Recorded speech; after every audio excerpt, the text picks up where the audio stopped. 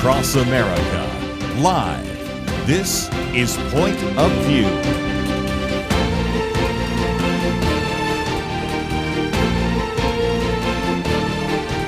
And now, Kerby Anderson. Thank you for joining me. It is the Monday edition of Point of View, and so grateful that you could join us. Hope you had a great weekend. And, of course, I'm back from a trip that actually took us from, Pennsylvania to New York to New Jersey to Connecticut to Rhode Island to Massachusetts to New Hampshire to Maine, and then back to Massachusetts, and then a 15-hour delay in the Boston airport. But here we are, and first of all, I want to say thank you to Liberty McCarter, as well as Dr. Merle Matthews, who were sitting in for us. Of course, we were doing a live broadcast from New Hampshire, WSEW Word Radio in New Hampshire. It was on Wednesday, and it was great to be with them. And it has been really great to spend some time with so many of the listeners to Point of View. So, again, thank you for those of you that showed up. And if we missed you this time, maybe sometime we'll get a chance to be with you again. Lots to cover today. We're going to focus some time and attention first on Iran. Then I'm going to mention a new book that I think is very relevant. Next hour, we'll get into some issues into the news. Of course, obviously, we'll be talking about socialism and capitalism and a couple other things that I think will be helpful to you. We also have an action alert, so you can be watching for information about that in your email. And also, you will find that on the website, pointofview.net. But let's get into this. We have posted a very good article, A Third Option for Iran. It is written by Mike Coté. He's a writer and historian.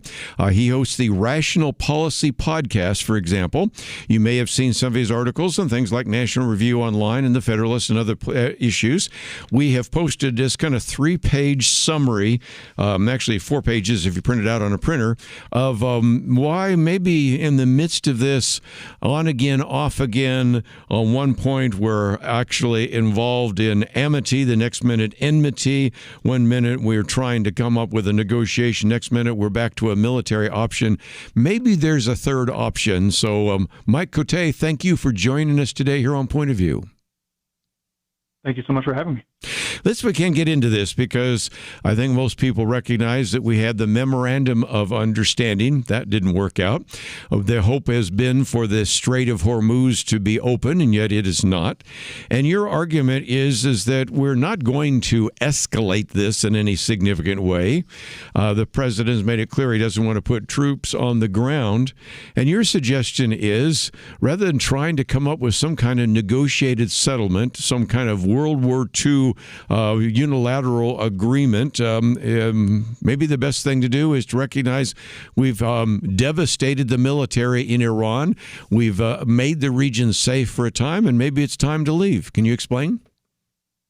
Yeah, absolutely. I think you kind of got it spot on there. So basically, we've been in this cycle of either conflict, fighting directly, airstrikes mostly, but also some naval bombardment, and diplomacy. And the diplomacy side being much more conciliatory, I think, than at the end of a war would usually be, at least a war that you seem to be winning.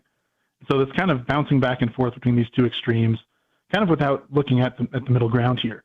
And the middle ground can be banking those tangible military victories. I mean, within the first month of this conflict, we devastated a great deal of the Iranian military, took out its leadership alongside the Israelis, and really kind of devastated a lot of their ability not only to attack their neighbors, but also to rebuild their arsenal. They're using, obviously, ballistic missiles, drones, things like that to menace our forces in the region as well as our allies, and neutral shipping in the Strait of Hormuz, as you mentioned. And I think we were able to damage a lot of that and destroy a lot of their ability to kind of rebuild those arsenals and recoup any sort of losses that they have, whether through our destruction of their stockpiles or through them actually using them. And again, so after that first month. Yeah. And let's just, before we get into some of the other aspects, just recognize that we are dealing with much less of a threat from Iran or the Iranian proxies. I've sometimes used, Mike, the illustration of go back to, say, October 2023 and recognize how different Hamas, Hezbollah, Houthis are, how much different Iran is, how much stronger Israel is, how Israel is cooperating with some of these various Middle Eastern countries, it's a very different war than when you had, of course, the Hamas incursion into Israel, or even a much different world than earlier a few months ago when Donald Trump decided it was time to maybe go in and really devastate the military. So even though that seems to have been eluding some of the commentators talking about what's going on, that's a significant victory, is it not?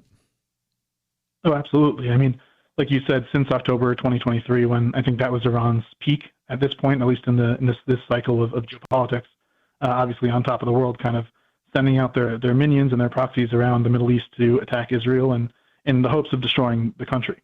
And they obviously failed at that quite dramatically.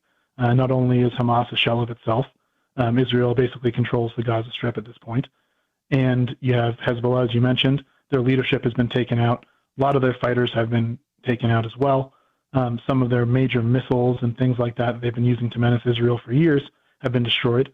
It's been a major success on that front. And now the Lebanese government seems to be interested in kind of working more alongside the U.S. and Israel to push back against this Iranian influence in their country. And Iran itself, obviously, very, very much weaker. They've lost their leadership. They've lost much of their ability to attack their neighbors. They still have a great deal of that, don't get me wrong. It was a strong country at that time. They're much, much weaker now. And I think the destruction of large portions of their nuclear program, that's a really big deal. And if you look at some of the things that we've done to their industrial capacity or through economic warfare, through sanctions and various modes like that, we've devastated their economy as well. The blockade that we've been running, which is one of the things I suggest that we continue to do, has been costing Iran upwards of almost $500 million a day when it's been fully enforced. As a country that basically runs its entire economy through the export of fossil fuels, mostly oil, also natural gas, through the Strait of Hormuz, they don't have as many export terminals that are not threatened by the closure of that strait. And they've been devastated in that, except for the times that we have allowed them to export oil, whether through sanctions waivers or during the period of the Memorandum of Understanding or other ceasefires, when we've allowed various Iranian ships to transit the strait and exit and sell their cargo.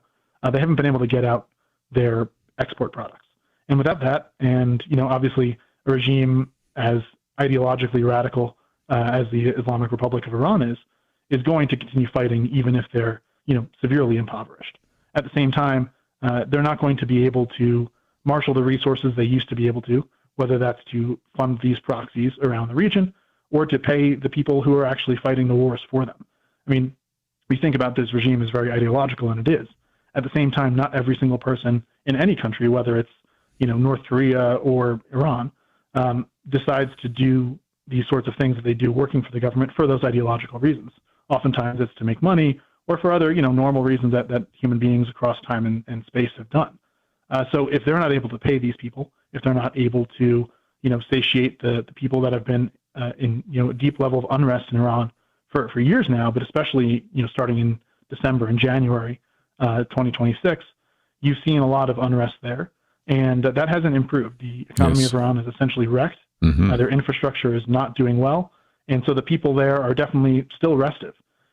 Let's take a break, and when we come back, we will get into some more details of this piece, which is posted on our website at pointofview.net. You can also find it at the Dispatch, but either place, I think you will find it a very good conversation starter. Let's take a break. We'll come back with more right after this.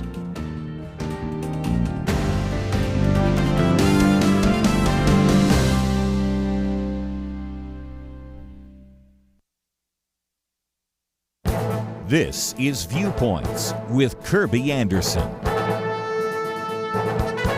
Louis Marcos invites you to a dinner party in his new book. Over the years, this professor at Houston Christian University has invited international students and American students to a dinner. He has collected some of the most interesting discussions in My Apologetics Dinner Party. Now, the subtitle of his book explains his approach, which is a real-life Socratic dialogue. He lets you look over his shoulder as he listens to students and then follows up with questions intended to make them think and reevaluate their original statements. You will enjoy the banter, humor, and lively discussion, and you will learn vicariously how to respond to questions you may have heard from family, friends, neighbors, and coworkers. Chapters deal with such topics as the claims of Christ, the reliability of the Bible, and the resurrection. He also takes on questions that are more likely to be asked by a younger generation, such as, why are Christians so obsessed with sex, and how can there be only one way to God? One of the chapters addresses the questions he gets from students who want to merge East and West by talking about New Age spirituality. This book fills a real need. We have some books that can be written in a way that can be given to a non-Christian asking questions, such as Josh McDowell's book, More Than a Carpenter. Some books allow us to listen into discussions with apologetics experts. Lee Strobel's books on the case for Christ and the case for faith come to mind. Pull up a chair and learn how the professor deals with significant questions from students around the table. My Apologetics Dinner Party lets you see how to use relevant facts and key questions in any dialogue we have with other people in our lives. I'm Kerby Anderson, and that's my point of view. Go deeper on topics like you just heard by visiting pointofview.net. That's pointofview.net.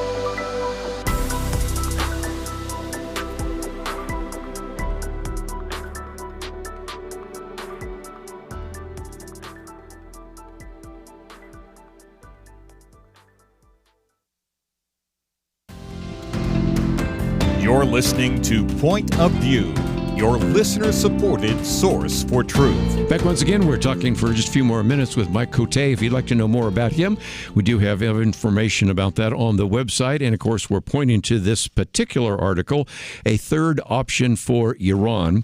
You know, you're talking about leadership, and one of the things you say is, next, the regime as it exists today lacks a high level of central control. Boy, that's true. As its leadership hierarchy has been degraded by American and Israeli strikes. So then you go on to say that if we're even having difficulty coming up with a negotiated settlement, because we're not sure who's on first base and who has authority, you say, so if a deal with Iran is doomed, then the president does not have the stomach to do what it takes to achieve a complete military victory, then how does the United States extricate itself from this conflict? And you said, well, the answer is simple. If uncomfortable, embrace ambiguity and step back. What do you think this might look like? So basically it would be not allowing ourselves to get sucked into what Iran's trying to do here, which is string out negotiations, keep us involved there, but also keep the pressure off of them. And I think what we should do here is step back, basically realize that this blockade strategy and the economic warfare that we've been able to execute so far has been working. It's not something that's going to solve this problem immediately. It's more of a medium-term strategy, but it's something that requires a lot of patience. This blockade is going to continue to get more and more powerful as we continue to apply it. As time goes on, there's going to be less export capacity for Iran's oil. They may need to cap wells, which is very hard to kind of undo that oftentimes. It's going to cause significant damage to them and maybe bring them to the table in the future, maybe cause regime collapse down the line. But that's something that we can continue doing. It reduces our need to have dedicated resources in the area. We can kind of have a broader perspective on global events, and especially in the Pacific with respect to China, move some of those resources around that we've been dedicating to this theater so far. We can also work more with our allies in the region, especially Israel, but also some of the Gulf states. The United Arab Emirates, in this case, have been very strongly supportive of this conflict, and they have the ability, as a country that lies along the Strait of Hormuz area, to assist with maintaining some flow of traffic through the area. That's another aspect of this as well. Not allowing Iran to, basically threaten commerce in the strait and hence close it. This is largely an insurance issue. Insurers do not want to pay for the risk of going through the strait and maybe being attacked. And so if we're able to run escort missions or various open channels alongside some of our partners in the area, that may allow us to at least maintain some flow, keep energy markets a little bit calmer. And that allows us, again, to have more of this patience to make this blockade strategy work. I just mentioned that we do have a link to rationalpolicy.com in case people want to communicate with you, get your information. And we, of course, have information about you as well as your link on X and a variety of other things. And as you point out, stepping back does not mean leaving the region entirely, nor does it mean allowing Iran to consolidate its forces and continue its regional aggression. We just a few minutes ago talked about economic issues, and I've got a piece coming out tomorrow when we'll be talking about Iran again, in which the argument is said, somewhat tongue-in-cheek, but just barely, that Iranians probably are more fearful of the Secretary of Treasury than they are fearful of the Secretary of War because of all the things that are happening to their economy. And you point out in your piece that Iran's economy is wrecked, its proxies are on the run, its leadership cadre have been decimated, and its defense industrial base has been largely obliterated. I know that a lot of the legacy press will, if you were to actually step back, call this a defeat, which they already have even when we've been winning. But I think if you want to just have any rational evaluation of the facts on the ground, this economic disaster in Iran is going from bad to worse. And in some respects, they keep thinking that they can outweigh us, but in some respects, they're even more devastated by what happens to the economy than even what happens to what's left of their infrastructure. What are your thoughts? Yeah, I think that's very much correct. I mean, this economic strategy is, again, something that's going to take a little bit more time, but we have the luxury of time compared to that regime. I mean, their currency is essentially worthless. People are unable to run businesses. They're unable to buy the things that they need. Their water infrastructure has been having problems for a long time, not because of any strikes that the U.S. has done, but because of terrible mismanagement and the inability to pay for the people who are going to fix that, or the ability to actually keep the people that are relying on that infrastructure, the millions of people who live in Iranian cities, actually, happy with what's going on in their lives. And again, the more that you push on the regime, the more that you're going to have some reaction in terms of internally, these people that are really devastated by the Iranian regime and have been trying to fight back against it for decades. I think they have more of a, reason to fight back against the regime, given that it's weaker than it has been, given that they had some success in the past, at least in bringing other parties to bear, whether that's sanctions or as the U.S. and Israel got involved in February, a little bit too late at that point. But it doesn't mean that these sorts of protests are never going to happen again.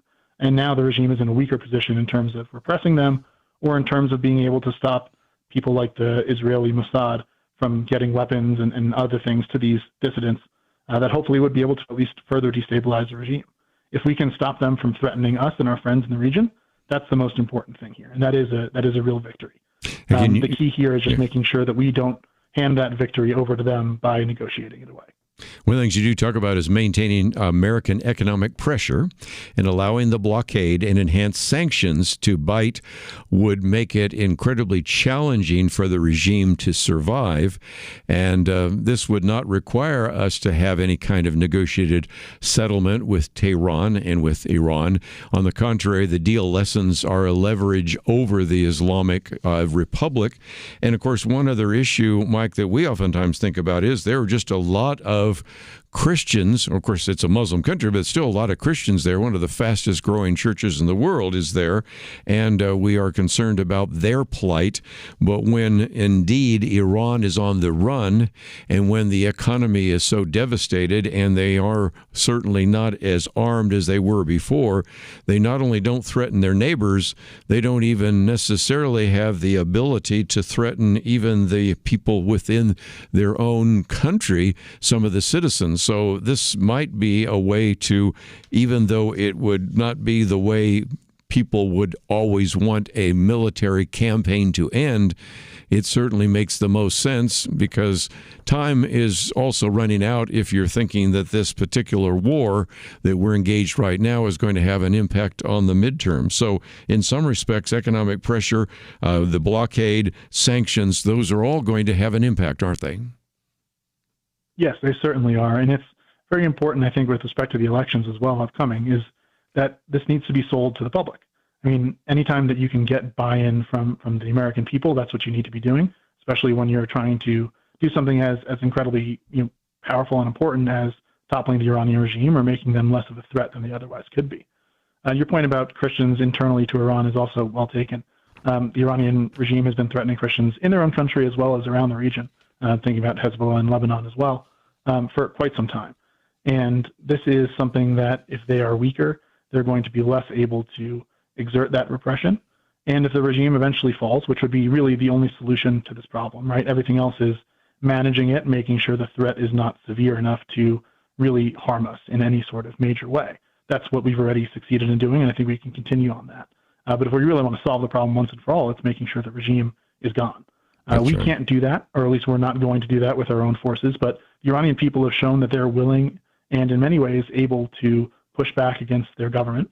And now that that government's weaker than ever, I think they have a greater opportunity the next time that there's a major round of protests to maybe succeed in either toppling the government or weakening it further. Very good. Again, this article is entitled A Third Option for Iran. We also have a link to Mike's particular podcast, rationalpolicy.com. There's a way you can sign up to receive that. And so, Mike, I appreciate you writing the article, and thank you for being with us today here on Point of View. Thank you so much for having me. Again, you can find out more about him by going to our website, pointofview.net. And I might just mention that one of the things we are going to encourage you to do is also to scroll down after you see some of the information about him and his article to the bottom, which says Take Action. We, the other day, spent some time talking with Representative Keith Self about his bill, the Privacy Act, which would set some limits to these more than 100,000 flock cameras out there. As I've said before, one camera can be a tool to actually find individuals that are maybe out on the lam, or maybe find individuals with an Amber Alert. That's one camera as a tool, but more than 100,000 of them, that's another layer of digital surveillance. So I encourage you to either look at the email we're sending out or to visit the website, pointofview.net, and see our piece on Protect Privacy Against Flock Cameras. It's a way in which you can express your opinion to your elected representatives. We'll talk more about it later, but I wanted to let you know it's already up and running and an opportunity for you to be a good citizen. We'll be right back.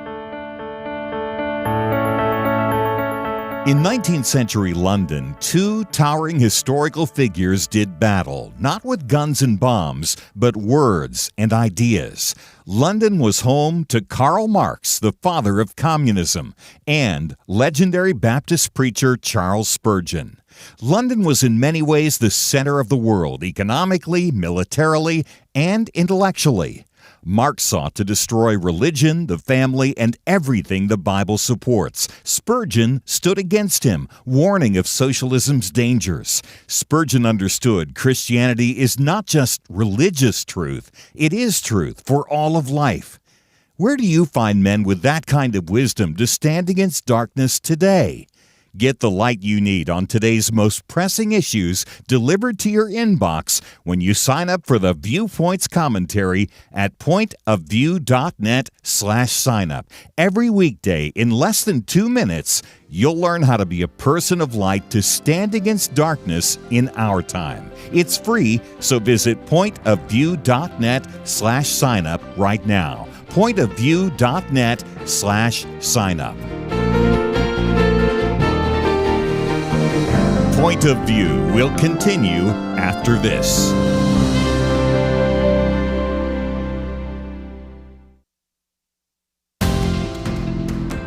You are listening to Point of View. The opinions expressed on Point of View do not necessarily reflect the views of the management or staff of this station. And now, here again is Kerby Anderson. Back once again, we're going to be talking about a book that is coming out next month, but I thought you would like to know about it now. Has the title Hope for the Heartbroken, a 52-week walk with God for those living with grief. And anytime you have had a loss, and we certainly around this table have had some, I'll talk about that in just a few minutes, you know that there are days when sorrow kind of overshadows just everything you do. It's sometimes hard to sleep at night. You're really dealing with the subject of grief. And this is a book that actually is more like a workbook, 350 pages, 52 weeks broken into various actions every single day, which all start with the letter P, whether it's ponder or pen or practice or pause or pathway. And it is put together by three authors. One is Karen Amon, another Ruth Schwenk, as well as Amber Emily Smith. Amber Smith is a Christ follower and is an individual that has been very much involved in this project and joins us now by phone. Amber, thank you for joining us today here on Point of View. Thank you so much for having me. Book starts with, "We're sorry you're here." And you say, this isn't the typical greeting you receive for the introduction of a book, but of course we're talking about the issue of grief. And I thought we might just talk about the fact that the three of you are individuals are really deeply committed, but you've all been through some loss. You have this long list of some of the things that have affected you, either directly or indirectly, each one of you: the death of a spouse after 25 years of marriage, the passing of a precious 3-year-old who drowned in a family pool, the loss of future dreams due to a medical diagnosis of incurable cancer, job loss that resulted in inability to pay bills. We can go on and on and on, because I think all of us, if we live in the world, have dealt with pain and difficulty and grief. And so in some respects, this is written by the three of you because you're, in a sense, fellow travelers, aren't you? Yes. I like you said, it doesn't take long to look around the world and see that this world is fallen and broken. And that is one thing that we all share as humans, is suffering and grief and trials. And these seasons of suffering is what brought the three of us together to write this devotional, hopefully to give hope to those who are in that season of grief. Well, and again, I might just for a minute have you explain the format, because first of all, it's broken into 4 parts. I'll get to that in just a minute.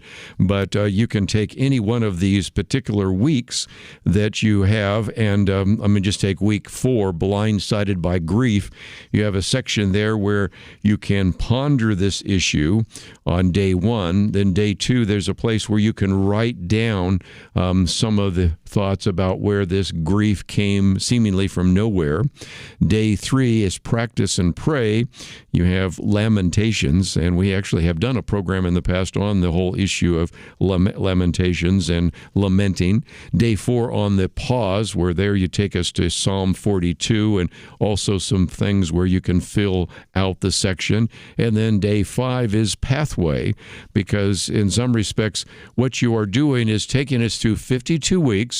Each day, or at least 5 days of that week, deal with some aspect of where we are reflecting, we're recording, we're maybe planning. And this is perhaps put together in such a systematic way that it can be, I think, helpful for people who are in the midst of grief, perhaps because it was anticipatory, because there was a diagnosis and was known for some time, or in the cases we'll talk about in just a few minutes, even around our table here, unexpected and catches you off guard. So in some respects, this is an attempt to provide a very wonderful resource, which I suspect people will buy in the bookstore, but there's also a place at the very beginning where it says to, from, and date, because I think you intended that this might be something that some of our listeners might want to purchase and pass on to someone who is in the midst of grief. Can you explain? Yes, I think it is such a wonderful resource, because you can use it personally, or if you just don't quite know how to help someone that is going through a painful period of their life, this would be a beautiful thing just to drop off at their door. And when many of us are in grief, myself, I lost my 3-year-old son. When you're in a dark season, you can't really take in too much. So when you say, 350 pages, that sounds like a lot, but you take it in tiny pieces. You do one day at a time. You ponder, you pen, you pray, you pause, and you pathway. So it's not something like you don't have to read this entire book in one sitting. This is hopefully something to walk you on your journey toward home, toward healing, toward hope, ultimately pointing to the one who gives us all of our hope, and that's our Lord Jesus. And we centered it on Lamentations because so much of the Bible is lamenting and crying out to God, but also remembering and rehearsing what he has done in the past, what he is doing now, and what he promises that he still will do. So we're hoping that this will be a good resource for people to meet them where they are. As you said, the book opens with, we're sorry that you're here because we are so sorry that you are in this place, but we don't want you to stay stuck there, and we want to walk with you through that. I might just mention that since you talked about darkness, one of the chapters written by you is When Darkness is Your Only Friend. So speak to that, because I can't even imagine what it's like to lose a 3-year-old. And you mentioned darkness. And for anybody that has been through a process of grief, they know what those dark nights really feel like. Can you explain? Yes, one of the things that I love about Scripture is that God preserves. That's Psalm 88, and it ends with, darkness is my only friend. And there are so many other Psalms that end in hope, but that one, it just ends to where the psalmist is still sitting in the dark. And I think for some of us, even faithful Christians, sometimes that's just where we are in that moment, and the Lord preserved that for us. And I think in his kindness, we can relate to the psalmist, but also we know the end of the story. We know that we don't have to stay stuck in that dark place, and that Christ has come, light has come, and there is hope to be had. Well, again, this is just an incredible resource. And as I mentioned just a minute ago, it's something that all of us around the table are dealing with. Last Friday was the funeral for David, and he was the son of Marlon Maddox. Marlon Maddox, Amber, was the original host and founder of Point of View. So, of course, we lost Marlon more than 20 years ago, but we just lost his son, and the funeral was Friday. Well, then we found out the day before that, last Thursday, an individual, Colin, who has been with us for many times when we do our Truth Team. He's been with Moody Broadcasting, but he comes up from Austin, which is where you're located, to actually help us. And all of a sudden, he has passed away as well. He died. And then on Friday, I find out from my niece that my brother is dying and died. And then on Saturday, the mother of one of our staff died. So in the course of a fairly short period of time, we've lost 4 people who have died, and in some respects it illustrates that none of us are immune or can even be in any way removed from the kind of grief that you and your co-authors are talking about here in this book. Yes, I'm so sorry that you guys are navigating all of that, and so often it can seem like it's grief compounding on top of grief, and it's like, Lord, how much longer? I can't take another thing. And we write about that in the book, that the world is not the way that it's supposed to be. And even though we know death happens when it hits us, it's like we're shocked by it. And that's because it's not supposed to be this way. This is not the way that the Lord intended the world to be, but Jesus has come to defeat death. And so we want to lead people on that path to know who he is, and not only believe that he exists, but believe him and his word and his promises for each of you, that your story is not over, that God is a good author and he is writing a good story.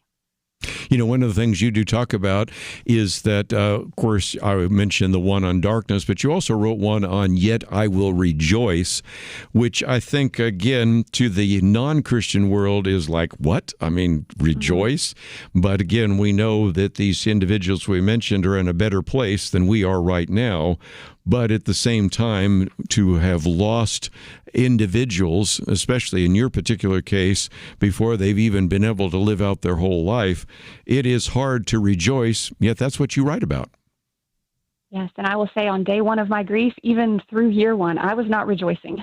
I was not rejoicing. This is a process of the Lord emptying me completely, bringing me to the end of myself.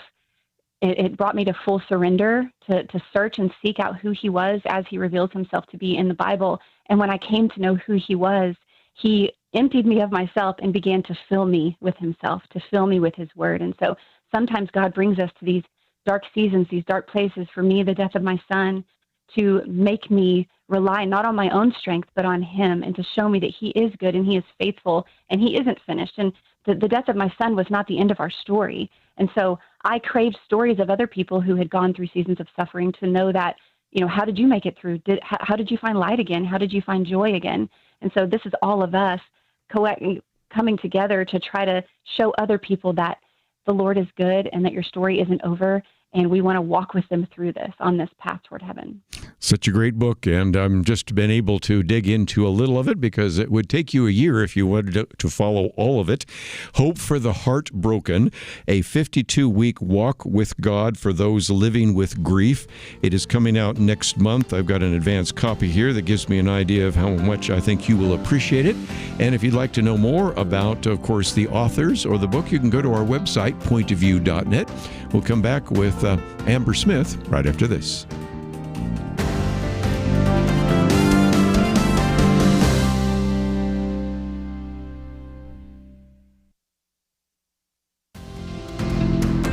You're listening to Point of View, your listener-supported source for truth. Back for a few more minutes with Amber Smith. And again, she is one of the co-authors of Hope for the Heartbroken, a 52-week walk with God for those living with grief.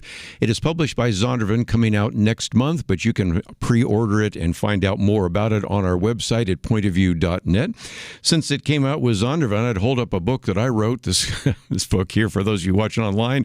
It looks old because it is. It came out in 1980, Life, Death, and Beyond. It was, I think, the second book I'd actually written on the various important subjects that we deal with, and to again address issues like death and dying and grief and all sorts of things are very important issues. And whether you are talking about a book that gives you some of the principles or this more workbook format that allows you to think through those issues, I think this is essential. This is, again, as we mentioned, a book that you could give to others who are dealing with grief and would really appreciate how you use this to help them go through what they are going through at that dark time, because there is a very heavy burden of grief. So, Amber, I thought I'd come to you because 2 Corinthians 12 is certainly a place where, again, my grace is sufficient for you, and you've written about the fact that His grace is sufficient. Can you share a little bit from us in terms of your own experience? Yes, I think the Lord has brought me to a place to where, like I said before, He's brought me to the end of Himself. And I think, so much when we're hurting or grieving, we want to go back to the way that life was, or we want our loved one back. But God is working in ways that we can't see, and He has truly shown me that He is enough. His grace is sufficient for me. His mornings, His mercies are new every morning, like Lamentation says. He is with us. He is our suffering servant who is not absent from our grief. He stepped into it with us. He knows your pain. He knows your sorrows. He's the author of your life. And His grace is truly sufficient to show me that His power is made perfect when I am weak. We're not meant to be strong. So many people in my pain told me, "You're so strong, I don't know how you're doing it." But I am weak with a very strong God, and He has just shown me in walking with Him and seeking Him that His grace truly is sufficient for me in my pain. Let's, if we can, maybe broaden this a little bit, because when we talk about grief, we oftentimes think about death. But you have one of the chapters on More Than a Brother, and it has to do with the issue of addiction. Now, again, Amber, you've been honest enough here, so I guess I can read that my father, grandfather, uncle, and my brother have all battled addiction. And, of course, there are different ways in which they've been addicted. I won't go into all the details, although you were very honest and vulnerable about that. But I wanted to bring that up because some people might think, well, this is a really helpful book if I know somebody who has lost a loved one. But this is also very helpful if you've had an unexpected tragedy or an ongoing and chronic difficulty, and one of those is addiction. And I'd love for you to share your story, because that's another reason why the three of you wrote this book. Yes, so it's not just for someone who's lost someone. It's you can grieve a living person, and I feel like that's what we were doing when my brother was in the throes of addiction. He battled addiction for over 20 years. He was homeless for a while, in and out of prisons and rehabs, and we prayed so long for him on our knees, begging the Lord to save him, to help him to fight this addiction, to beat it, to bring him to himself. And what I've learned is, I would rather it had been much faster. I wish the Lord would have done this, 20 years ago. But in God's timing, God saved my brother.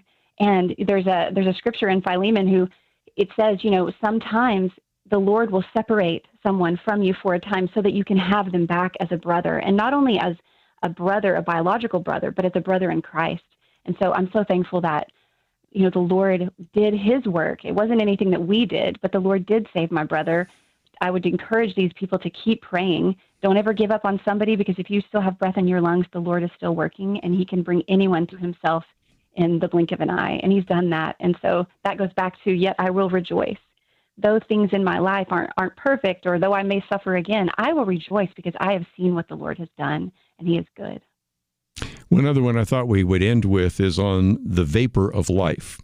And there's a story told, and I believe it's true, of an individual that asked Billy Graham one time what the biggest surprise of his life was. And he answered, the brevity of life. That is, he had no idea that at the age 20, things would zoom past as quickly as they do. Because for our younger listeners, they think, well, I've got lots of time. I think one of the things we've learned is you may not. And the brevity of life, and life is certainly a vapor. And you chose to write one of the chapters on that topic. Yes. If there's anything I've learned is that, we make our plans, but the Lord directs our steps. And Psalm 139 says, all of our days are numbered before the foundation. You have a day, I have a day. My son lived 1,114 days, and every one of those were ordained by the Lord. I thought I would have him my whole life. But as we know, the grass withers and the flowers fade. This is such a vapor. And so what are we doing in light of eternity? Because only what's done for Christ will last. And there's this urgency that I feel losing a son and having so many people suffering through cancer or addiction or anything. People can walk out and get into a car wreck. You just don't know how much time you have. So what are we doing for the glory of God? Do we know him? And so we feel this urgency that I want everyone to know their Savior before their time comes, because this life is so short. Let me just mention before we run out of time that we have all the links to you. AriseWithAmber.com is, of course, your website. We also have a Facebook as well as a YouTube and an Instagram page. So if anybody would ever want to have you come and speak, or maybe even just do an interview with you on the book, again, I know that your other two authors are probably available as well. But we were just thrilled to know that before this book even comes out, people would have a chance to learn about that. They can pre-order it, and if they'd like to know a little bit more about you, they can scroll down, and there's a section where it says read more, view the profile, and of course we have all the links necessary, so if they would like to follow you in your journey, they can do so as well. So Amber, thank you for being with us today here on Point of View, and thank you for being one of those dedicated women who decided to write this book. Thank you so much for having me. Thank you for allowing us to share and hopefully spread hope to others. Let's, if we can, just before we take a break, mention that we do not only have a link to both of our authors, and that is Mike Coté and Amber Smith. Next hour, we're, of course, going to be spending some time looking at some issues in the news. I've posted all those articles for you to read, and there's quite a bit that we do need to cover if we can. But we also, if you can, encourage you to scroll down to the Take Action item, and it says Protect Privacy Against Flock Cameras. Now, I've made a statement in a commentary that'll come out next week that I think flock cameras have become even more controversial than data centers. And that's saying something, because we've talked about the controversy surrounding data centers. But as you may remember, if you have been listening to Point of View, we had Representative Keith Self on the program the other day to talk about his bill called Privacy. It's called the Privacy Act. And what it is attempting to do is recognize that just because we have all this new technology doesn't mean that we no longer have Fourth Amendment protections. And so if you are concerned about the intrusion of privacy, again, some of these cameras can help recover a stolen truck, maybe find an individual where there's an amber alert or a silver alert, not against them, but at the same time, this would be, I think, a very significant limiting on these cameras. And so if you feel that this is something that you would want to express your opinion to your elected representative, simply go there. We give you some information. We give you a sample letter, which you can modify as you would, and then you can fill out the information and send it, or you can print it out and mail it. And so do your civic duty. Contact your member of Congress. We'll have more right after this. The Bible tells us not to worry, and yet there is a lot of worrying stuff in our world today. Thankfully, the Bible doesn't stop at telling us not to worry. God gives us a next step. He says we need to pray. But sometimes even knowing what to pray can be difficult, and that is why Point of View has relaunched our Pray for America movement, a series of weekly emails to guide you in prayer for our nation. Each week, you'll receive a brief update about a current issue affecting Americans, along with a written prayer that you can easily share with others. We'll also include a short free resource for you in each email so you can learn more about the issue at hand. Will you commit to pray for America? Go to pointofview.net. Click on the Pray for America banner at the top of the page to subscribe. Again, that's pointofview.net. Click on the Pray for America banner. Let's pray together for God to make a difference in America. Point of View will continue after this.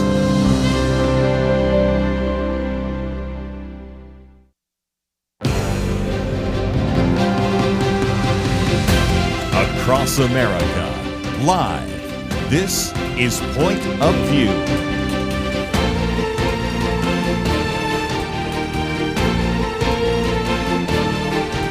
And now, Kerby Anderson.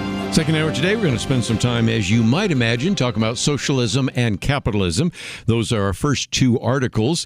As a program note, I might just mention that tomorrow, as a matter of fact, at this time, we will have Max Lucado with us, and we'll be talking about his new book, Dealing with Courage. It's based on the life of Elijah, something I've really appreciated because right now we are in the process in our own church teaching through Elijah and Elisha, so we'll be getting into that with him tomorrow.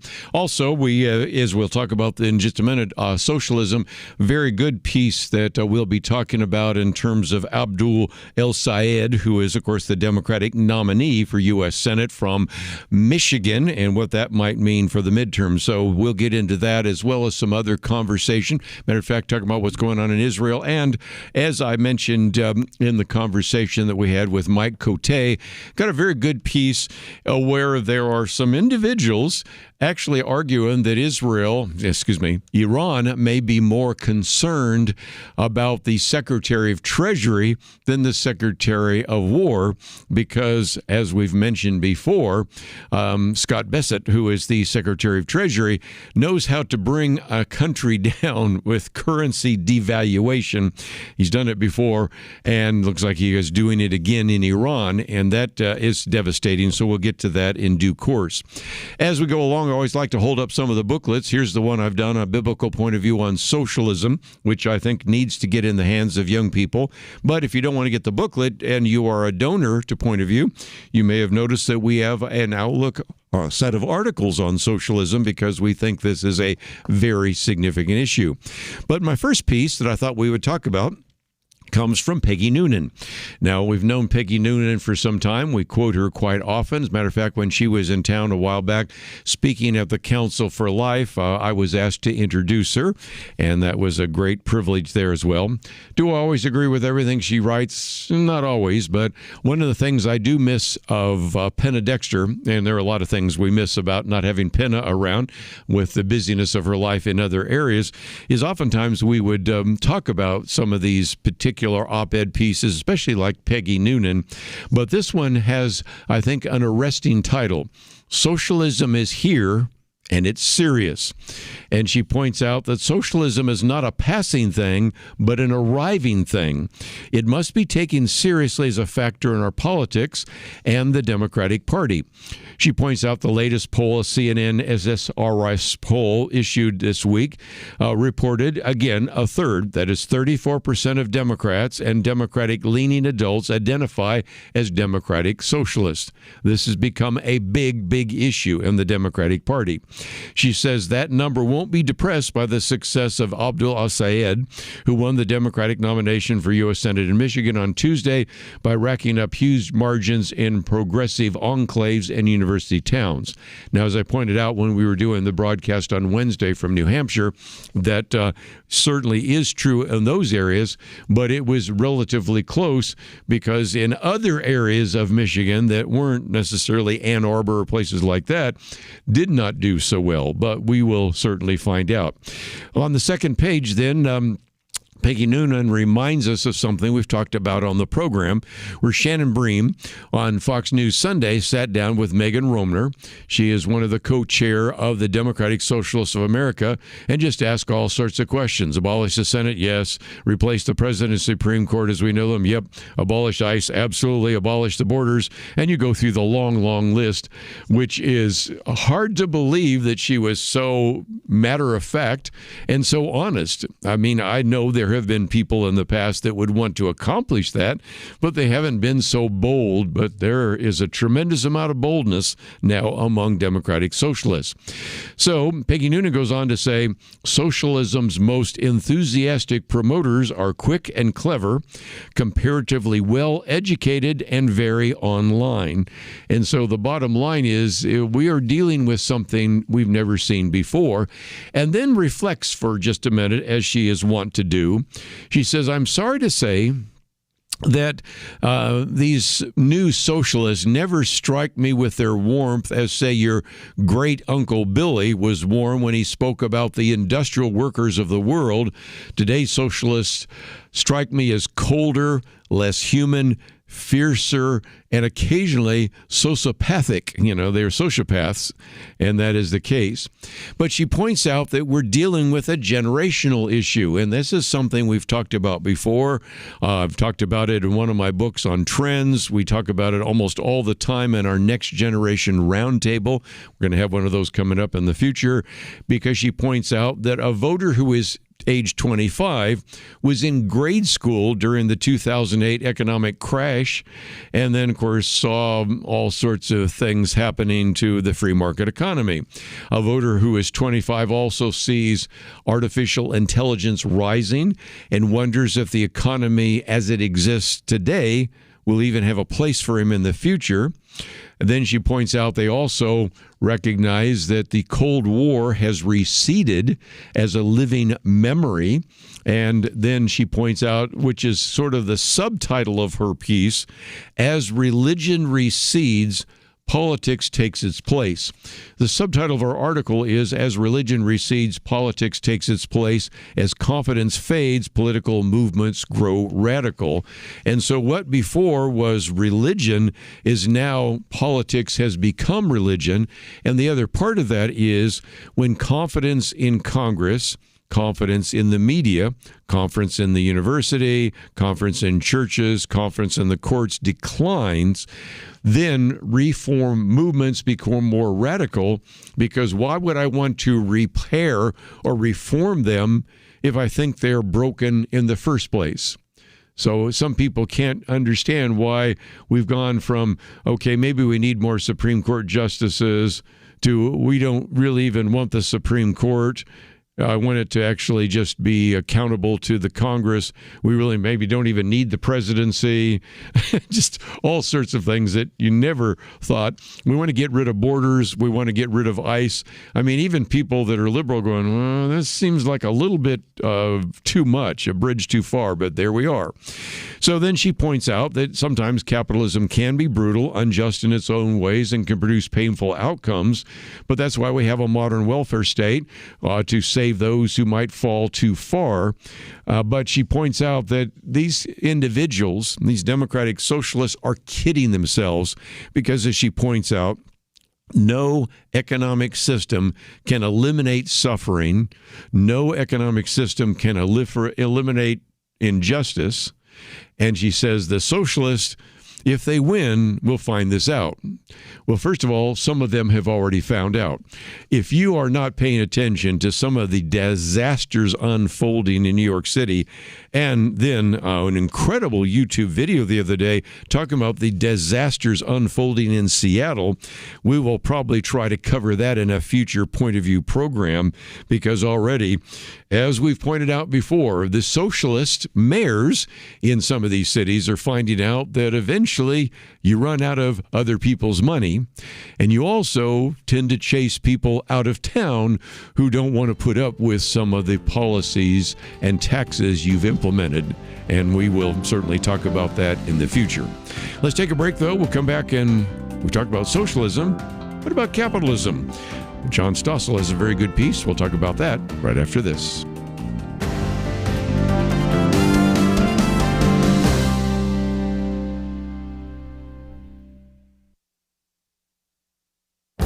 This is Viewpoints with Kerby Anderson.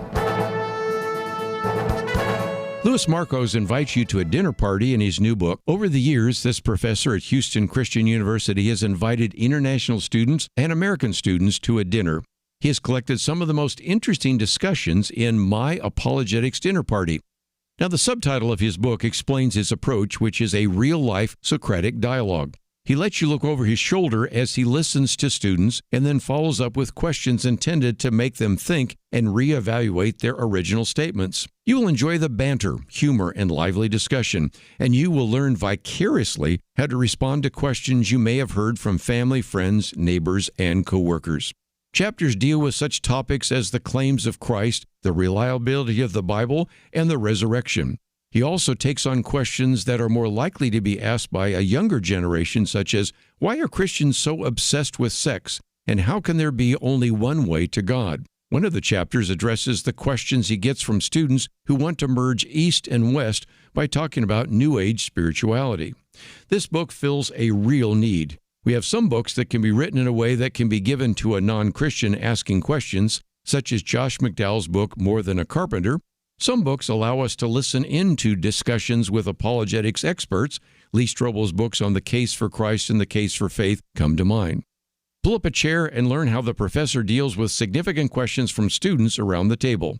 My Apologetics Dinner Party lets you see how to use relevant facts and key questions in any dialogue we have with other people in our lives. I'm Kerby Anderson, and that's my point of view.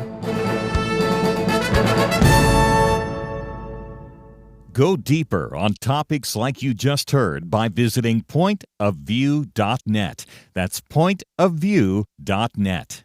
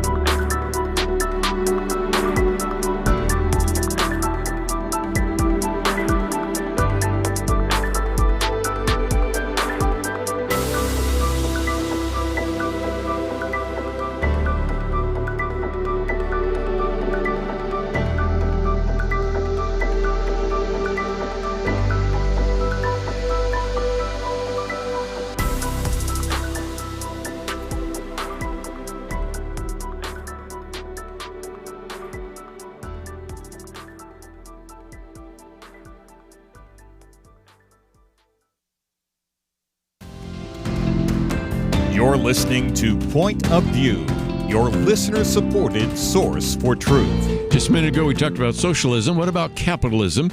I posted this piece called The Case for Capitalism by John Stossel. As we've done so often, I take the commentaries that he has put together, which then links you back to this very significant interview. In this case, he did with Steve Forbes. I've had a chance to meet Steve Forbes many times. Also have, of course, interviewed him by phone, and I think he brings quite a bit to the table. Of course, as you well know, has related to the Forbes business and the magazine. Malcolm Forbes, then Steve Forbes and others, that's where the name comes from, have been involved. But again, whether you take what Steve Forbes says or some of the things I have, and I'll hold up this booklet, A Biblical Point of View on Capitalism and Socialism. I spend some time, of course, addressing that issue as well, talking about the benefits of capitalism, but also then spend some time trying to answer the legitimate objections of capitalism. Oftentimes, I'll be honest, the objections are about crony capitalism or big business capitalism, not necessarily what was originally intended. But I want to, in many cases, give you, not straw man arguments, but steel man arguments so that you know how to respond. You will be in conversation with individuals, and sometimes you're winning the argument because then they start calling you names because the arguments on the other side aren't very good. And the history of what socialism has wrought is amazing. As a matter of fact, I've got a piece coming out next week based upon a very in-depth evaluation that appeared in a YouTube video, just comparing East Berlin and West Berlin, comparing a grocery store in East Berlin and a grocery store in West Berlin. Because again, this is almost like a scientific experiment. Let's divide a city down the middle and have them run two different experiments. Of course, we've had the same thing in North Korea and South Korea. But nevertheless, I think we will get to those topics. But John Stossel says, I failed. I make the case for free markets, yet young people are electing socialists. And so he then goes to Steve Forbes and say, have we failed? What's going on here? And Steve Forbes says, getting the right environment. This country's done it better than anyone else. Give people a chance to be creative, experience liberty, and humanity moves forward. These, of course, some of the questions that socialists have difficulty answering. He goes on to point out that let's just face what is dealing with right now. After quoting from one of the actors who said capitalism is failing us, Steve Forbes says, no, the facts are the other way around. Capitalism has done just the opposite. Deaths from famines are down 99% in the last 60 years. The standard of living 10 times better than it was 50 years ago.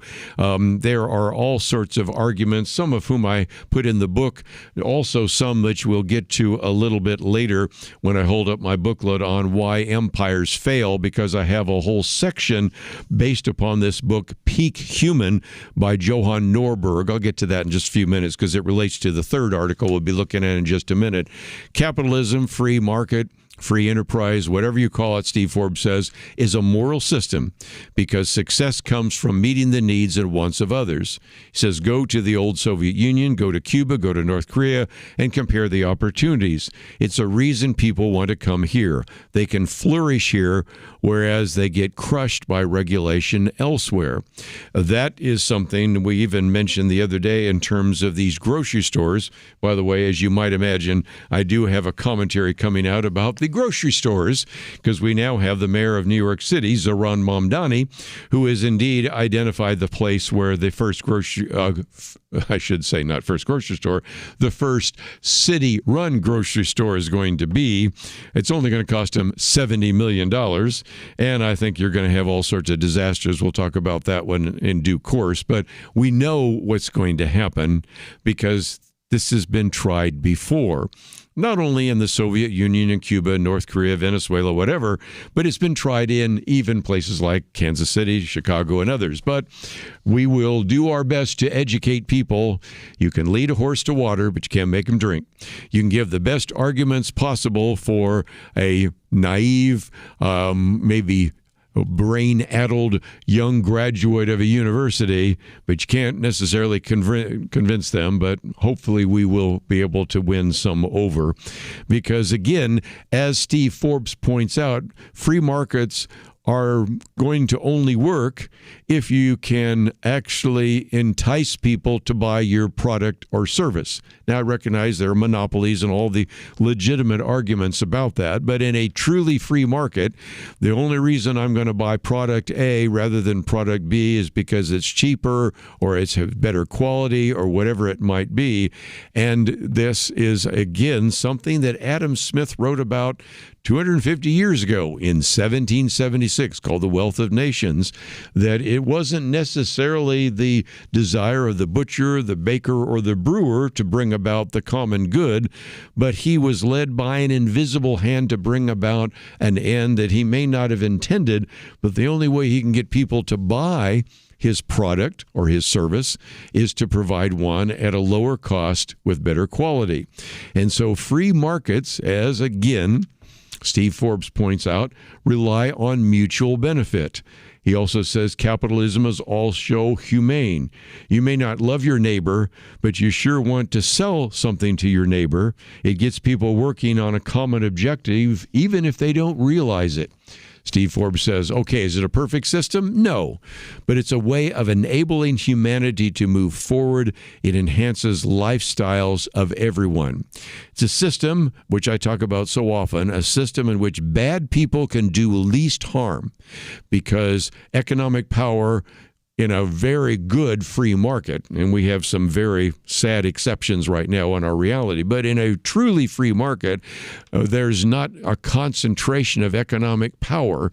So as a result, if you don't like product A, you can go to product B. If you don't like that big box store, you can go to another big box store. If you don't like that grocery store, you can go to another grocery store. And so as a result, they can't coerce you to buy it. So it's a system in which bad people can do least harm, and good people have the freedom to do good works. Then he ends by telling 3 stories, so I'll pick them off real quickly. The first is John Deere. My father-in-law loved John Deere tractors. We still got lots of John Deere tractors up there now when my brother-in-law is running the farm. And John Deere, if you are not familiar, was a blacksmith in Vermont. And he was having trouble making it.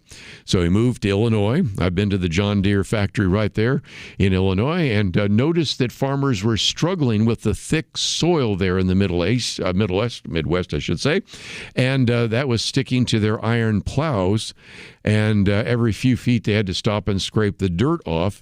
But he remembered the steel needles his seamstress mother used and experimented with steel blades. And those steel blades gave us, of course, the steel plow and turned some of the soil in the Midwest into the breadbasket of the world. And that, I think, is a great story. He then tells another one about Eastman. George Eastman, of course, Eastman Kodak developed the Kodak camera, making photography cheaper and simpler. By the way, you can also learn the story of how once they developed a digital camera, some of the people at Kodak didn't realize this was something that could really affect their business, but there you go. And then one other story talked about a North Carolina trucker, Malcolm McLean. He was so bored waiting for cargo to be offloaded that he invented the shipping container. And so as a result, the cost of shipping items fell by as much as 95%.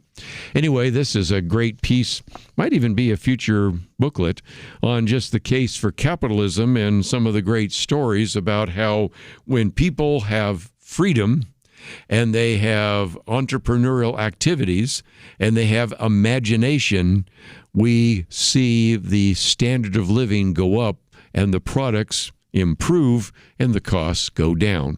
Nevertheless, fascinating piece. And again, it is our second article today. Socialism is here as serious, Peggy Noonan. The second one, The Case for Capitalism by John Stossel.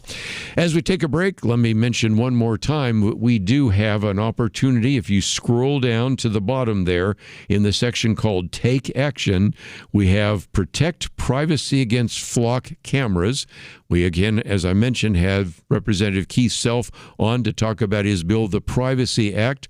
I think this would be a way in which we can reassert our Fourth Amendment rights and still use these cameras in a very positive and effective way. So if you'd like to know more, you can simply go to the website, pointofview.net. I think you'll find that to be very helpful, and I hope that you'll take the time to contact your member of Congress. He said, if nothing else, he needs some more co-sponsors so we can get people's attention. Your letter might produce that. Let's take a break. We'll be back with more right after this. The Bible tells us not to worry, and yet there is a lot of worrying stuff in our world today. Thankfully, the Bible doesn't stop at telling us not to worry. God gives us a next step. He says we need to pray. But sometimes even knowing what to pray can be difficult, and that is why Point of View has relaunched our Pray for America movement, a series of weekly emails to guide you in prayer for our nation. Each week you'll receive a brief update about a current issue affecting Americans, along with a written prayer that you can easily share with others. We'll also include a short free resource for you in each email so you can learn more about the issue at hand. Will you commit to pray for America? Go to pointofview.net. Click on the Pray for America banner at the top of the page to subscribe. Again, that's pointofview.net. Click on the Pray for America banner. Let's pray together for God to make a difference in America. Point of View will continue after this.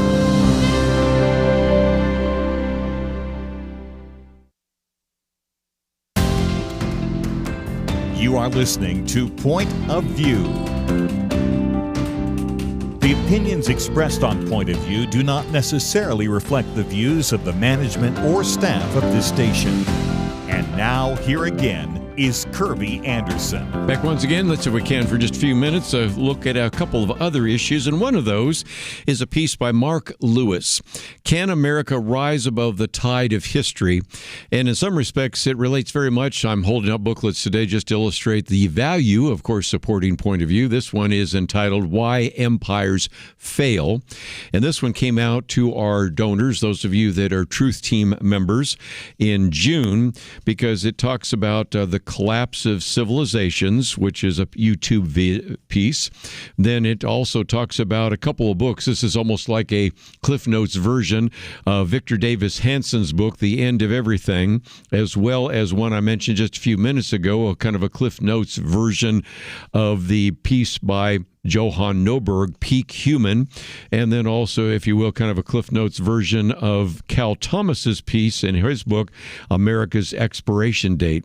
And I use this from time to time just to remind us that even though we see the United States and the American empire, as some people call it, as being very significant in terms of the world, it also is dealing with some very significant challenges, and the lack of, if you will, seriousness, even among many of our politicians, and the almost incredible naivete of some of the younger individuals that are convinced that all we have to do is elect a few individuals, tear down all the American institutions, get rid of the police department, get rid of ICE, open the borders, and everybody's going to hold hands and sing Kumbaya, is really the most naive utopian dream you can imagine. But whether you are on the right side of the political spectrum or on the left side of the spectrum, I think any wise individual has to say there are some concerns, valid concerns about the future of this republic.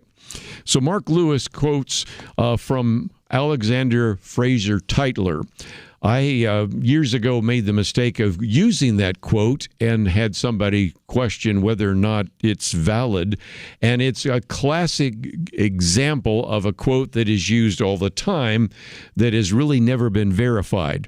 There are some things that Alexander Tytler said that are similar, but this quote, I think, was created out of whole cloth to try to, in a more simple way, illustrate what he was trying to say back in the 18th century.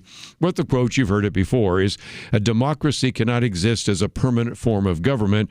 It can only exist until voters discover that they can vote themselves largesse from the public treasury. And then goes on to talk about how more and more people vote for themselves benefits from the public treasury and a democracy collapses. Well, his warning was out there. The warning, by the way, of individuals in this country, Alexander Hamilton, John Jay, certainly James Madison, and many others were, again, very concerned about this. But whether you can accurately attribute the quote to Alexander Tytler or not, I think we all recognize that it is an accurate understanding of the circumstance we find ourselves in. And so that's where he says, look, as a historian, I've got to acknowledge that I'd love to write that this country is firmly united together, is soaring to new heights of spiritual, moral, and economic strength, that self-control, righteousness, integrity, honesty, truth, and brotherly love are the dominant characteristics of our people, and how virtuous liberty and godly patriotism are something that all Americans cherish and are willing to fight for. He says, I'd love to write those things, but I think we know almost none of them are true. There is a lot of work to do. He says, look, I'm a historian, and thus as realistic as I can be based on the teachings and trends of the past, it is plain to me that America is going through the same kind of progression warned by Alexander Tytler. And that's where it says, they go from bondage to spiritual faith, to courage, to liberty, from abundance to selfishness, to apathy, to dependence, and back into bondage. And you've seen that before.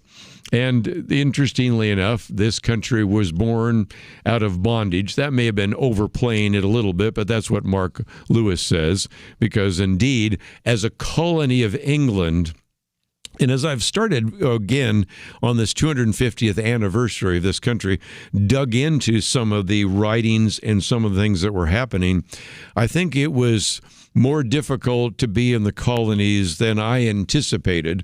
I've had people before say, I can't believe we separated from England on such simple things as no taxation without representation, which, by the way, is one of those issues, certainly, but there were 29 others, or 28 others if you count them, in the Declaration that had nothing to do with taxation, everything to do with all sorts of abuses.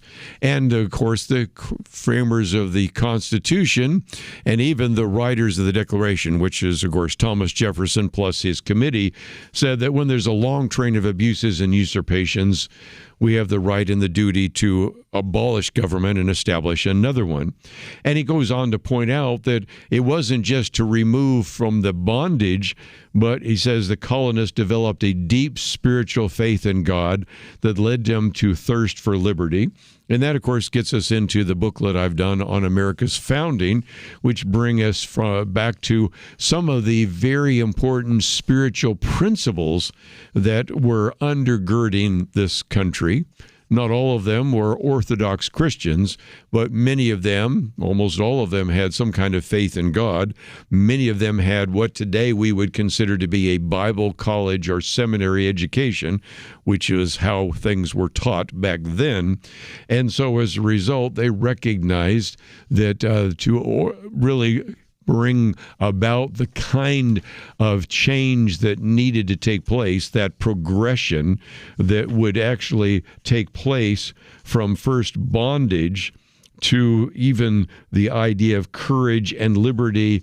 Then, as they did gain that liberty, at the same time, in 1776, we have not only the Declaration, but as we mentioned a minute ago, the writing of the Wealth of Nations. So as we started having a focus on entrepreneurial activity, free markets, we had, of course, the Industrial Revolution, that if you want to tie that to 1776 with the invention of the steam engine and other things, and as a result, it led to incredible abundance, not only in the 19th century, but in the 20th and now 21st century.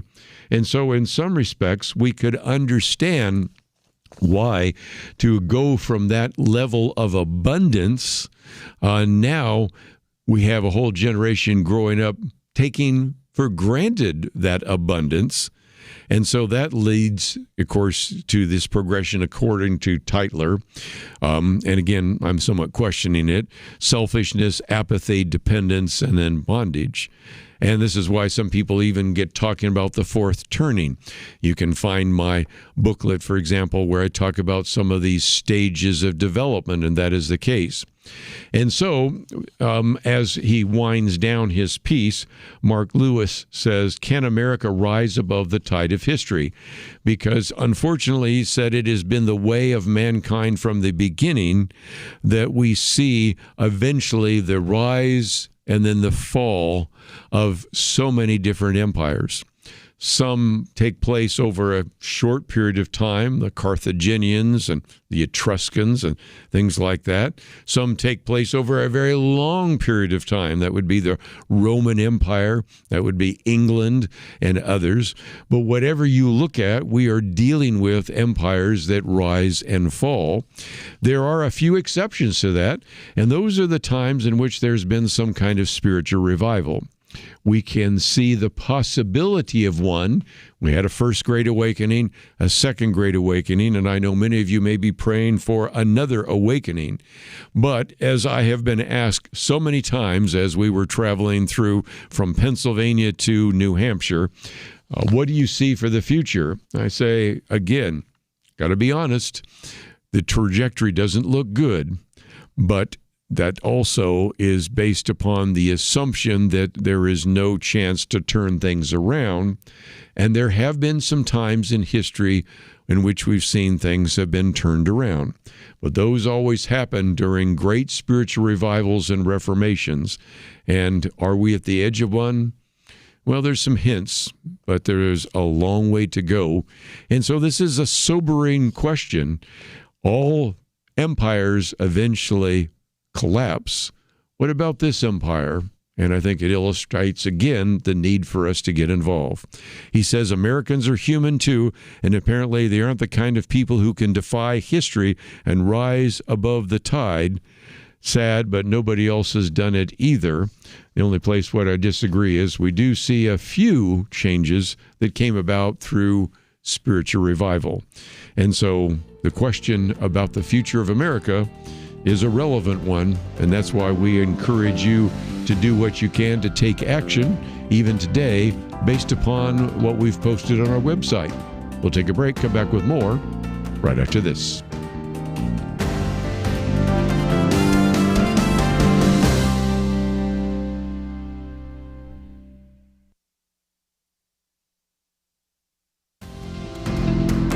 You're listening to Point of View, your listener-supported source for truth. Back for a few more minutes. Let me just mention that tomorrow we're going to talk about how Iran fears the Secretary of Treasury, maybe even more than the Secretary of War. A very good piece by Dimitri Bolt. Also one by Sasha Stone, Shocked by Cancel Culture. You know, now that you're starting to have some pretty outrageous things being said by, and we'll find out who might be elected in the primary in Wisconsin as governor, or Hassan Parker and others. Now you're starting to have AOC and Bernie Sanders and others saying, you know, can we just get rid of cancel culture? And that's where Sasha Stone says, wait a minute. You Democrats created this cancel culture. Now when it's working against you, say, well, can we get rid of that? And so I think you're going to appreciate that piece. We will be, of course, as I mentioned, talking with our good friend Max Lucado. He was originally going to be in studio, but he needed to get home, so we'll just do it by phone. And then we have Victoria Churchill, who's been on the program with us about Abdul Sayed in Michigan and what that might mean. So lots of things that we will be looking forward to talking about tomorrow, and hope you'll join us then. But let me, just as we wind down today, also say we don't talk about sports very often, but everybody else is, and it's worth at least a mention when we talk about the WNBA. Okay, you know where I'm going with this. Caitlin Clark, outstanding athlete. A matter of fact, really just unbelievably gifted in terms of not only physical ability, but basketball IQ. I know a little bit about that because I played basketball in high school.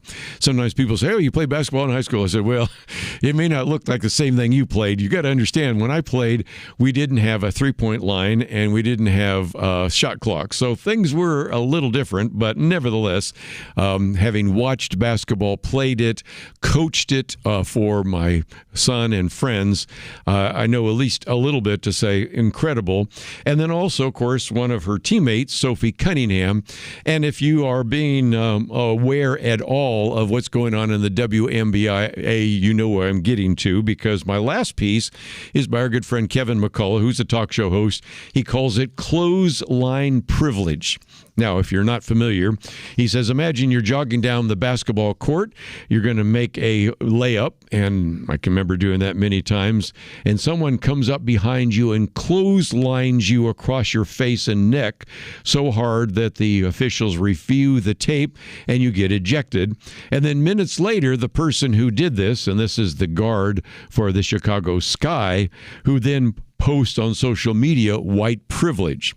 If you haven't figured out, the Sky Guard, Chicago Sky Guard, is African-American. Sophie Cunningham is white. And again, the more appropriate response would be, no, my bad, heat of the moment, something else, but white privilege. And again, you've got to understand how devastating that is. It has been a long time since I've been clotheslined, but I did play basketball, and one of the ways we sort of kept up our ability was we'd play summer ball. Not a good idea. I guess there was a referee that sort of allowed that to happen, but too many fouls, too little calls. I remember one time getting knocked off my feet, and I again, since we don't have the video and it's been decades, don't know if I was clotheslined or somebody just knocked my feet out from under me and boom. And Sophie Cunningham got up real quickly to kind of fight, and I'm thinking, I didn't get up quickly. Matter of fact, I remember one of the guys there says, big man down. Thought, I'm only 6'2". That shows you how short our team was, but that's another story. But, could hardly breathe. One of us counting fingers and toes and hands and everything. And I can see that is so dangerous. And nevertheless, the point that Kevin McCullough is making is, if getting hit is a privilege, is not getting hit also a privilege? Is being upset about getting hit a privilege? What is Sophie Cunningham's crime here? Evidently was popping off the floor with some fire in her eyes rather than accept the blow with serene, grateful nod. And, of course, nobody, as he said, is claiming that Sophie Cunningham threw the first punch. Nobody disputes that the Chicago Sky Guard, Carrington's arm, connected with her head and neck on a play that officials deemed excessive and unnecessary. Those are the physical facts of what happened. Yet somehow, some of the social media is discussing whether Sophie Cunningham has white privilege because she got decked and dropped to the floor. And he says this is where, of course, this stops making sense. And I think we should expect that this is going to unfold over the next few weeks, because we've also heard that, well, Caitlin Clark is just going to have to live with the kind of fouls that are going to come against her, and how sometimes, for example, she ran into a ref and it was pretty obvious it was unintentional. That ends up being a technical, all these kinds of things. And there is a real argument being made right now by individuals who, and again, I had to check myself, okay? Since I'm white, let's see what African-American sports broadcasters are saying about this. Let's see what African-American YouTube influencers saying about this. And they're all simply recognizing again that this has just gotten out of hand. Now we can use race and racial comments and white privilege even when we talk about things that happen on the floor of a basketball court. And so, again, Kevin McCullough says, worth noting, too, this isn't, of course, Carrington's first run-in with a referee's whistle, and then gives you, if you'd like to read it, some of the things that were going on, including a rather heated exchange with an official, which required the security guard to come in and break them up. And then later she reposted online, it was just the fact that you brought a security guard in there felt like a microaggression. You know, we've been warning about this for some time. Remember when we had Jonathan Haidt on here talking about the coddling to the American mind and microaggressions and all sorts of warnings that were given and all of the rest. And now what he was into the college classroom has made its way into politics. And, of course, it's made its way into the WNBA. And I think at some point we just need to let some of these individuals who are less progressive as sports broadcasters speak to the issue. Because, as he points out, the facts are pretty simple. One player delivered the foul, the other absorbed it, and somehow the accusation afterward landed on the player who got knocked down, and that's quite a trick.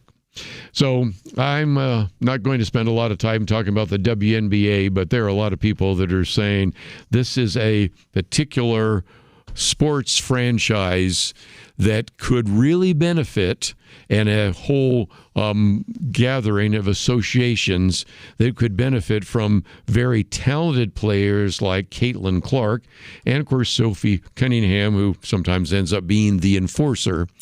And if you're going to bring them to the floor, you're going to then, to use an old trite phrase, kill the golden goose.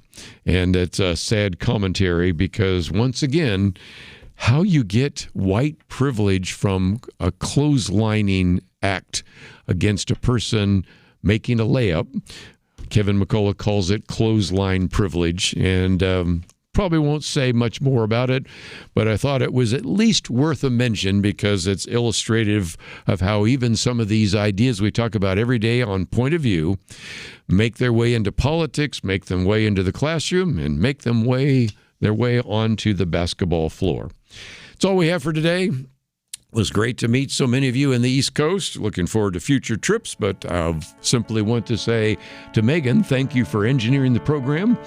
Derek, thank you for producing the program, and we look forward to seeing you tomorrow right here on Point of View.